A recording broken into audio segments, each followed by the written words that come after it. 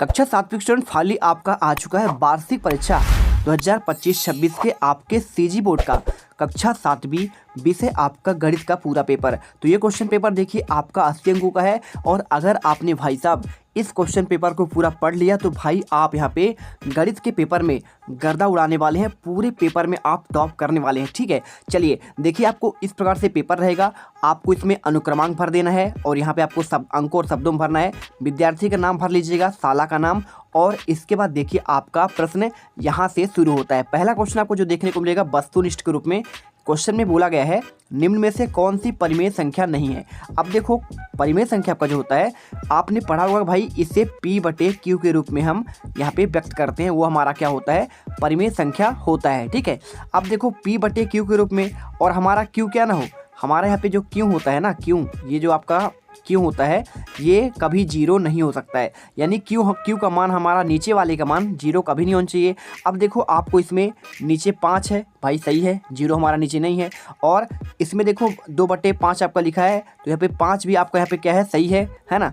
Q का मान हमारा जीरो इसमें भी नहीं है और हमारा इसमें भी आपका जीरो, Q का मान जीरो नहीं है। लेकिन देखो B नंबर आपका जो है इसमें आपका जो आपका इसमें ये देखो Q का मान इस पर क्या है, P का मान आपका कितना हो जाएगा 6 हो जाएगा और Q का मान इसमें हमारा जीरो हो गया। भाई यही गलत हो गया, यानी कि हमारा ये परिमेय संख्या नहीं होगा। आंसर आपको देखो B नंबर यहाँ पे लगा देना है। क्वेश्चन देखना आपका दूसरा क्या दिया है, समबाहु त्रिभुज के प्रत्येक कोण का मान क्या होता है। अब देखो आपका एक त्रिभुज होता है, त्रिभुज आपका कैसे बनता है, समबाहु ऐसे बनता है, यानी आपकी तीनों भुजाएं बराबर होती हैं, है ना। ये भी आपका उतना होता है, ये भी उतना होता है और ये भी आपका उतना ही होता है। तो तीनों आपके 60-60 डिग्री होते हैं, यानी कि आपको देखो इसमें जो है टोटल कितना हो जाता है आपका 180 डिग्री का होता है। और ये हमारा समबाहु का होता है, आपका ये भी 60 का होगा और हमारा ये भी 60 का होता है और हमारा ये भी 60 का आपका होता है। ठीक है, चलिए तो आंसर क्या हो जाएगा आपका B नंबर इसमें करेक्ट आंसर हो जाएगा। तीसरा देखना 3 का आपका वर्ग को हल करने पर क्या आपका प्राप्त होगा। अब देखो 3 का आपका जब पावर 2 होता है तो इसका मतलब हमारा होता है 3 × 3 होता है। कितना होता है 3 × 3, यानी कि 3 तिहाई आपका 9। तो आपको 9 किस में दिया गया है, यहाँ पे आपको 32 दिया होगा, नहीं 5 भी नहीं होगा, 6 भी नहीं होगा। आपका आंसर इसमें 9 आपका C नंबर हो जाएगा। ठीक है, चौथा देखना क्या दिया गया है, सर्वांग समता को निम्न में से किस चिन्ह से प्रदर्शित करते हैं। बहुत सिंपल है भाई, आपका देखो ये सर्वांग सम का ये भी नहीं होता है, आपका बराबर का होता है और आपका ये बराबर नहीं है। इसके मतलब जैसे आपको P/Q में Q बराबर आपका नहीं है, ऐसे आप लिखते हैं। लेकिन आपको जो तीसरा दिया है इसमें देखो आपका ये C नंबर वाला, ये आपका होता है सर्वांग सम का।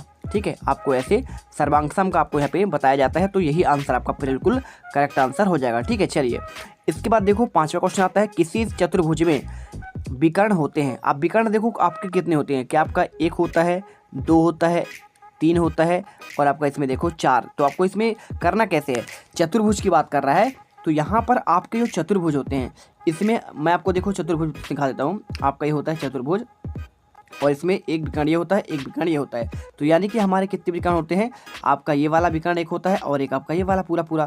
तो यहाँ पे आपके 2 विकर्ण होते हैं। आंसर आपको इसमें B नंबर लगाना है। चलिए ठीक है, छठवां देखना, किसी वर्ग के सममित अक्षों की संख्या कितनी होती है। अब देखो आपको इसमें सममित अक्ष पूछा गया है। आपका वर्ग कैसा होता है, वर्ग आपका ऐसा होता है, चारों भुजाएं आपके इसमें बराबर होते हैं। अब इसमें देखो सममित अक्ष की बात कर रहा है, यानी कि देखो आपको इसमें अगर हम इसे काटें तो हमारा बराबर भागों में इसमें बट जाए। हमारा ये होता है देखो आपका सममित अक्ष, ये आपका जो अक्ष है इसमें आपको बताना था। ठीक है, देखो तो आपको इसमें आंसर क्या करना है, यहाँ पे आपके टोटल कितने हो जाएंगे, आपके 4 इसमें हो जाएगा, जैसे आपको चित्र में मैंने बता दिया आपको। ठीक है, तो यहाँ पे देखो अब आपको चलिए इनके मैं सभी के आंसर आपको दिखा देता हूँ। ठीक है, यहाँ पर आपके सारे क्वेश्चन का आपको आंसर देखने को मिल जाएंगे। यहाँ पर आपको ये रहा, देखिए पहले का आपको आंसर इसमें कितना मिला, आपको ये रहा, आपको पहले का आंसर, दूसरे का आंसर आपको मिल गया 60 डिग्री, तीसरे का आंसर आपका 9 है, चौथे का आंसर आपका मिल गया 5वें का आंसर और इसके बाद देखो आपका ये 6ठे का आंसर। ठीक है, चलो अब इसके बाद देखो आपका ये क्वेश्चन जो अब आगे आपको देखने को मिलेगा, यहाँ से आपको देखने को मिलेगा ये रहा आपका अति लघुत्तरी क्वेश्चन। ठीक है, अति लघुत्तरी क्वेश्चन में क्या पूछा गया है, ये आपके 4 अंक वाले हैं। इसमें समीकरणों को हल कीजिए और x का मान आपको ज्ञात करना है। तो देखो आपको कैसे ज्ञात करना है, इसमें 7x प्लस आपका इसमें 15 दिया है, 3x प्लस आपका 31। अब देखो आपको x जो मान है ना, एक साइड आपको पक्षांतर करना है। तो इधर से आपको निकल कर कहाँ चल जाएगा, आपका उस साइड चल जाएगा। तो 7x आपका माइनस में हो जाएगा और 31 से देखो 15 इधर से इस साइड आएगा तो हमारा माइनस में आ जाएगा, यानी कि 31 से 15 गया आपका 16 हो जाएगा और 7 में से 4 आपका 3 गया 4x हो जाएगा। अब x का मान निकालेंगे, 4 चौको 16, आपका 4 आंसर। इसमें बहुत ही बेहतरीन तरीके से देखो आपको आंसर मैं समझा रहा हूँ। आपको वीडियो को जो है ना दिल से लाइक करना है छात्रों, आपके लिए हम मेहनत करते हैं। तो सभी छात्रों फटाफट आपको एक निवेदन भाई, सब्सक्राइब कर लो। क्या करना है आपको, सब्सक्राइब करना है और फटाफट हमारे चैनल को 4 लाख पहुंचाना है, ठीक है। तो बढ़ते हैं आपके नेक्स्ट वीडियो पर। 8वां देखो, आपको 4 धन 6 का आपको इसमें गुणे 1/5 को हल करना है। क्या आएगा, तो देखो 4 6 आपका 10 हो जाएगा। अब 10 देखो आपको इसमें बना, गुणे आपका देखो 1/5 दिए गए हैं। तो इसमें देखिए बहुत सिंपल है, आपको आंसर जो है यहाँ पे आपका वर्ग नहीं है, ठीक है ना। आपका एक कटा है तो कितने बार से, 2 बार से कटा है तो आपका 2 बार से कट जाएगा और 5 दूनी आपका 2, ठीक है। यहाँ पे देखो आपको इसमें जो है ये हो गया, तो आपका आंसर कितना जाएगा, आपका 2 आंसर इसमें निकल कर आ जाएगा। क्योंकि देखो आपको यहाँ पे जो है 4 6 आपका 10 जोड़ देंगे, 10 में 5 का भाग करेंगे, आपका 2 बार कट जाएगा, यही आपका आंसर है ना। इसके बाद देखो आपका 9वां दिया है, 5xy प्लस आपका 3z में 8z प्लस आपका 7xy का आपको मान निकालना है। चलिए इसमें जो आपको क्या करना है, 5xy में यहाँ पे आपको देखो इसमें आपको जोड़ना है कितना, 8z प्लस आपका 7xy। इसको आप जोड़ेंगे देखो तो आपको इसमें xy वाले 5 और 7 कितना हो जाएगा, 7 5 आपका 12 हो गया और 8z में 3z जोड़ें तो 8 3 आपका 11 हो जाएगा। तो आपका 11z 12xy प्लस आपका 11z आपका आंसर निकल कर आ जाएगा, ठीक है। तो हम देखो आपको इसी प्रकार से बेहतरीन आंसर आपको देंगे। अब इसके बाद देखना आपको क्वेश्चन 10वां क्या दिया गया है। चलिए पहले हम एक एक करके सारे क्वेश्चन देख लेते हैं। 11वां दिया है, बताइए निम्न बिंदु में से किस चतुर्थांश में है। आपको देखो आपको 4 ऑप्शन दिए, 4 और 3 दिया है, -5 और -4 दिया है, 4 और -3 दिया है, -2 और आपका 1 दिया है। अब ये क्वेश्चन बहुत सिंपल होते हैं। पहले तो हमको चतुर्थांश आपको बनना चाहिए, है ना। अब चतुर्थांश क्या होता है, देखो आपको जो पहला चतुर्थांश होता है उसमें प्लस प्लस होता है, दूसरे में आपका प्लस और माइनस होता है, तीसरे में माइनस माइनस होता है और चौथे में प्लस और आपका माइनस होता है। अब देखो इसमें ये कौन सा है, 4 और 3 दोनों क्या है, प्लस प्लस है, यानी कि आपका ये आएगा प्रथम चतुर्थांश में, ठीक है। इसी प्रकार देखो आपका ये माइनस माइनस है, ये है ना -4 तो आपका ये आएगा तृतीय चतुर्थांश में, आपका ये आ जाएगा। और 4 और -3 देखो आपको 4 जो है प्लस में होना चाहिए, है ना, यानी आपका ये आएगा चौथे चतुर्थांश में। और -2 और 1 ये किस में आएगा, ये आपका द्वितीय आपका चतुर्थांश में आ जाएगा, ठीक है। सभी आंसर अभी मैं आपको दिखा दूंगा, एक बार अच्छे से पहले क्वेश्चन देख लो। 12वां दिया है, 4000 रुपये का 6% वार्षिक दर से 3 वर्ष का आपका साधारण ब्याज ज्ञात करना है, या फिर अथवा किसी वस्तु का क्रय मूल्य 120 रुपये है और विक्रय मूल्य कितना 150 रुपये है, तो उसे कितने प्रतिशत का लाभ हुआ। तो पहले देखो आपको इसमें लाभ का प्रतिशत बोल रहा है, तो भाई पहले तो आपको जानते हैं कि आपको इसमें 120 रुपये में कोई वस्तु खरीदी, है ना, और बेचा कितना 150 रुपये में, यानी कि आपको 30 रुपये का आपका इसमें लाभ कितना हुआ, 30 रुपये का, तो उसमें मात्र आपका लाभ हुआ है, लेकिन प्रतिशत लाभ पूछ रहा है, ठीक है।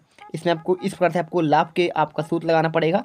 चलो अब इनके सबके आंसर देख लेते हैं। देखो आपको सबसे पहले आपको 10 का आंसर दिखा रहा हूँ, क्योंकि 10 का आंसर मैंने आपको नहीं दिया था।